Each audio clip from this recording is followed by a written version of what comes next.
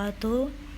Jadi di sini saya akan mempresentasikan hasil kuesioner kesejahteraan hewan sapi potong dengan mata kuliah dasar-dasar peternakan dan kesejahteraan hewan. Perkenalkan, nama saya Endah Kurnia Novitayana, kelas peternakan 7A. Jadi yang pertama saya menggunakan indikator tingkah laku. Di sini ada nomor 1, bagaimana pola pernapasan ternak sapi potong. Yang sudah kita ketahui bahwasanya ternak sapi potong itu dia memiliki pernapasan yang normal. Dan di sini ada nomor 1, indikator yang bisa dikatakan buruk, yang itu mulut sedikit terbuka dengan sedikit lendir saliva dan disertai dengan lidah. Jadi pada saat dia bernapas, lidahnya itu seperti keluar. Nah, itu otomatis ternak sedang tidak sehat atau bisa dikatakan itu buruk. Terus yang kedua, di sini ada bagaimana pola minum ternak sapi potong. Di sini normalnya yaitu 25-40 liter per hari. Jika dia sering-sering minum, berarti otomatis ternak tersebut tidak sehat. Terus yang di sini ada berapa lama sapi potong berbaring dalam sehari. Bisa dikatakan normalnya itu 14 jam. Dan kita kategorikan dia nomor 5. Jadi dia baiknya 14 jam dan tidak baiknya dia 6 jam. Sini apakah sapi potong akan mengalami kurangnya nafsu makan ada saat mengalami perubahan frekuensi pernapasan? Nah, iya.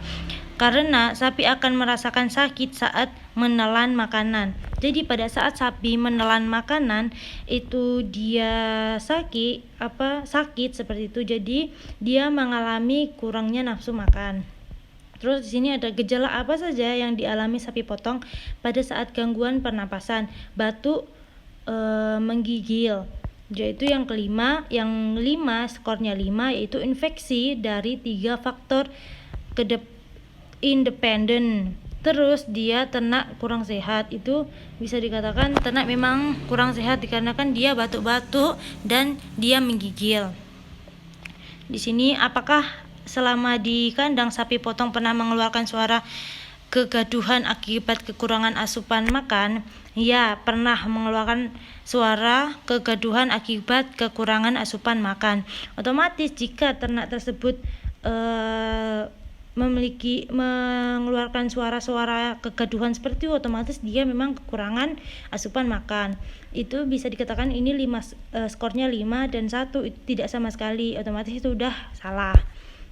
Apakah suhu kandang terlalu panas dapat mempengaruhi terhadap perilaku hewan? Otomatis iya, dikarenakan ternak akan terengah-engah bernapas dengan cepat dan dehidrasi dikarenakan suhu yang tidak normal bagi tubuh mereka. Di sini ada tingkat morbiditas. Tingkat morbiditas, bagaimana kondisi ternak sapi potong yang mengalami morbiditas. Di sini kami menggunakan skor 5. Ternak sakit yang menyebabkan terganggunya aktivitas ternak seperti tidak makan, tidak minum, dan kegiatan normal lainnya. Terus morbiditas pada kondisi ternak hewan itu seperti apa? Jadi kondisinya itu derajatnya sakit, cedera, dan gangguan pada suatu populasi atau disebut penyimpangan dari status sehat dan kesejahteraan. Di sini apakah hewan di kandang memiliki cukup ruang gerak selama mengalami morbiditas? Hewan dapat bebas bergerak dan merebahkan diri. Adanya hewan yang mengalami morbiditas, apakah di kandang ternak mengeluarkan suara geduh? Selalu mengeluarkan geduh otomatis dikarenakan di dalam kandang itu ternak mengalami morbiditas. Apakah banyak kejadian ternak mengalami kepincangan? Kurang lebih 80% mengalami kepincangan dikarenakan kemungkinan dari kandang tersebut kurang efisiensi. Di sini ada bagaimana ketersediaan teknologi veteriner untuk mengalami ternak sapi potong yang mengalami morbiditas, yaitu harus lengkap semuanya, seperti termasuk vaksin, obat-obatan, gejala penyakit yang menyerang ternak tersebut. yang buruknya itu ternak tidak ditangani seperti itu. Terus lanjut, bagaimana penanganan ternak sapi potong yang mengalami morbiditas? Jadi bagaimana penanganannya? Dengan memberikan obat, isolasi, identifikasi, dan pemberian vaksin untuk ternak sapi yang terkena morbiditas. Di sini ada indikator penambahan berat badan. Indikator ternak yang baik dalam pemilihan ternak agar cepat menambah berat badan itu seperti apa? Nah, di sini ada skor 5. Terdapat kondisi ternak yang dapat dilihat secara kasat mata. Bisa dilihat dengan mata telanjang seperti bulunya. Terus bisa dilihat dari matanya seperti itu. Terus apa sajakah kebutuhan nutrisi yang dibutuhkan untuk menambah berat badan ternak? Di sini ada dengan memberikan nutrisi yang bagus pada ternak dan untuk menambahkan berat badannya, dan dengan yang lebih bagus itu menambah protein dari ternak tersebut. Dikarenakan ini untuk menambah berat badan ternak. Berapa jumlah pemberian pakan setiap ternak di kandang sapi untuk menambah berat badan? Di sini ada skor 5, yaitu setiap pemberian pakan ternak yang diberikan harus sesuai dengan takaran 10% dari bobot berat badan. Terus apakah ada suplemen tambahan untuk penambahan nutrisi? Di sini ada skor kelima, ternak selalu diberikan suplemen untuk menambah berat badan seperti itu. Terus ada lagi jenis-jenis pakan apakah untuk menambah berat badan ternak. Di sini ada beberapa jenis untuk menambah berat badan ternak dengan memberikan pakan hijauan yang segar, dan bisa juga ditambahkan dengan kosrentat karena pakan yang hijauan yang segar itu lebih baik dibandingkan dengan pakan yang sudah layu, otomatis proteinnya itu sudah berkurang. Bagaimana ciri-ciri bibit yang layak untuk digemukkan? Di sini ada skor 5, yaitu ternak yang baik untuk digemukkan atau bibit-bibit yang baik untuk digemukkan yaitu normal, otomatis normal, sehat, matanya cerah dan tidak cacat. Dan skor 1 itu bergerak aktif dan tidak cacat, otomatis bukan ya, dikarenakan ternak yang aktif dan dia tidak cacat. Bagaimana kandungan proksimat pakan ternak sapi potong untuk digunakan indikator? Di sini pakan yang digunakan menggunakan 6% sampai 7% dari pakannya. Terus apa yang mempengaruhi kebutuhan nutrisi ternak dalam peningkatan berat badan? Yaitu faktor pakan dan manajemen pemeliharaan itu sangat penting, apalagi manajemen pemeliharaan. Jika pemeliharaan kita bisa dikatakan kurang baik, maka ternak tersebut juga bisa kurang baik, bisa saja ternak tersebut stres dan lain-lain. Ini penampilan fisik.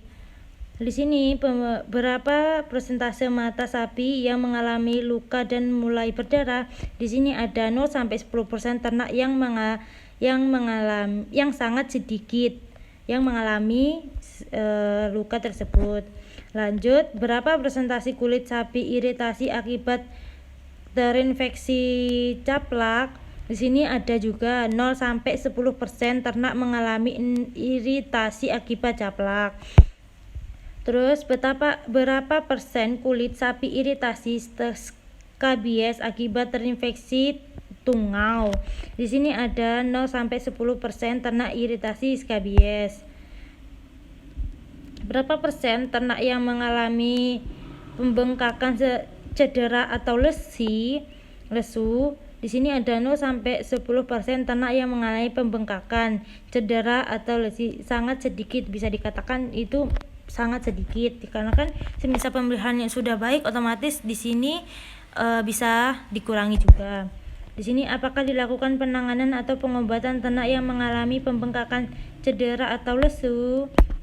Penanganan dan pengobatan ternak yang mengalami pembengkakan secara cedera itu dilakukan dengan sangat baik, harus sangat baik ya. Apakah dilakukan pencegahan ternak agar ternak mengalami pembengkakan, cedera atau lesu? dengan memberikan vaksinasi serta sanitasi kandang yang dilakukan dengan sangat baik dan teratur. Memang penting banget vaksinasi dengan sanitasi kandang agar ternak tersebut tidak tercedera dan pembekakan. Nilai efisiensi.